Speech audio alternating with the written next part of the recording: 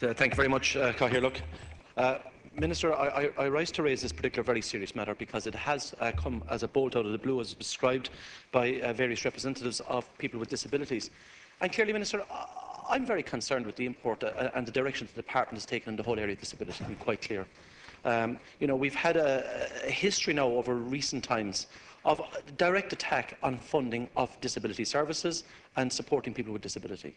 If you go back to last year, when the Minister blamed the Troika for taking 10 million or reducing personal assistance, the attack on home helps.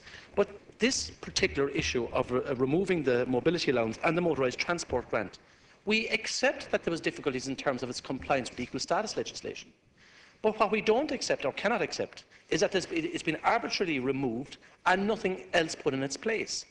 And there was no consultations, no discussions with representatives of the disability groups, no contact with the individuals who actually were in receipt of the Mobility Allowance or who were applying for the Motorised Transport Grant.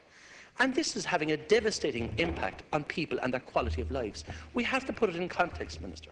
These people are based normally on disability benefit or allowance on about €190 per week. And this top-up grant, with regard to the mobility allowance, of max means tested €208 a month, meant that there was a certain element of independence to these people's lives. That they could, at some stage, get out and about and go to dental appointments, doctor's appointments, and live a reasonably independent life. And this will stop it dead in its tracks.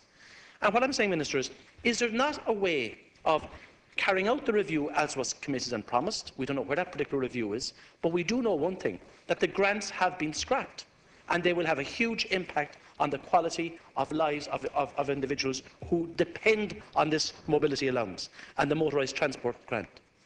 So what you should do is, you're talking about ring fencing. The fact of the matter is that this issue was known for some time. The Department was actually formally notified in April 2011 by the Ombudsman that it was in breach of the Equality Act, and that certain measures had to be taken to change it, to bring it into compliance.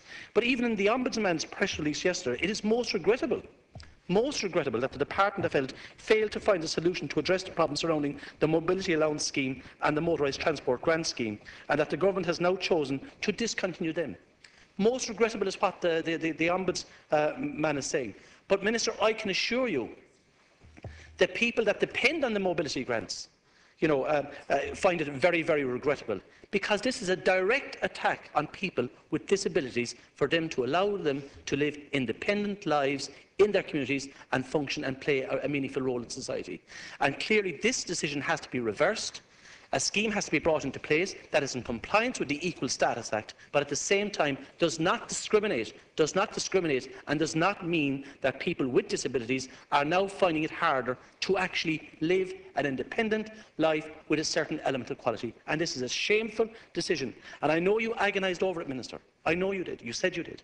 But clearly, the people that will be agonising over it most will be the people who will now find that in 4 months' time the mobility allowance will be gone completely, and those that are actually applying for it or the motorised transport grant will find that it's discontinued. So it has to be reversed, and some method of a review brought about to ensure that these particular schemes are in compliance with the equal status legislation. Thank you, Deputy.